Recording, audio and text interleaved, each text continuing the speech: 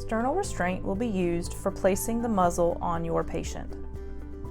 If the dog is in a standing position, begin by placing an arm around the dog's neck and the other arm behind the patient's knees. Gently push the knees forward while tilting the neck back. This will cause the dog's legs to buckle and the dog will sit.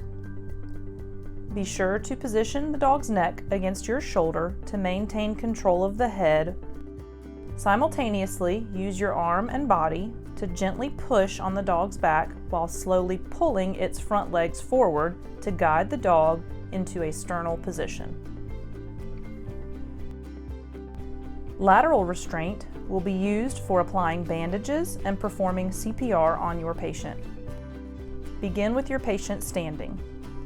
Move your arm over the dog's neck to reach between its front legs and grasp its front leg closest to your body.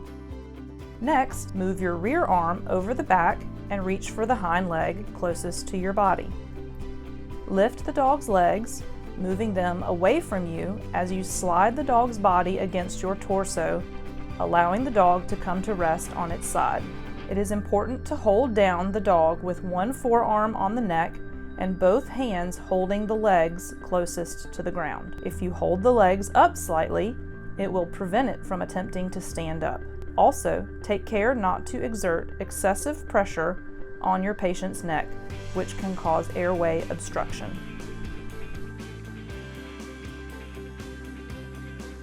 Pull a wingspan of gauze from the roll.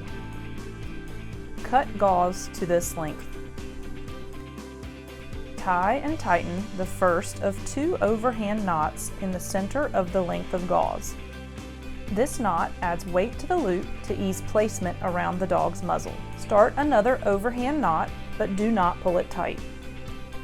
This makes a loop in the gauze that will be the loop you place around the dog's muzzle. Keep the loop wide so fingers do not get close to the dog's mouth.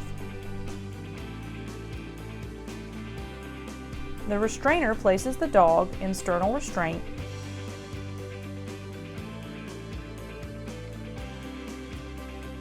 with both hands on either side of the dog's head, curling the fingers under the jaw for maximal control. Tip the dog's nose up toward the ceiling, taking care to keep your fingers away from the dog's mouth.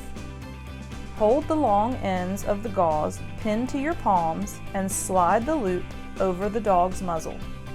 Quickly pull the long ends to tighten the muzzle over the dog's jaws.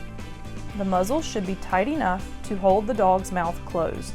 This is often tighter than one thinks.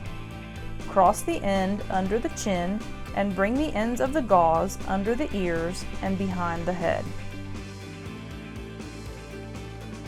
Tie a bow as close to the back of the dog's head as you can. It is important to tie in a bow as this allows for quick release if the dog can't breathe or begins vomiting. To remove, untie the bow and walk the muzzle off by alternating tension back and forth on the ends over the nose.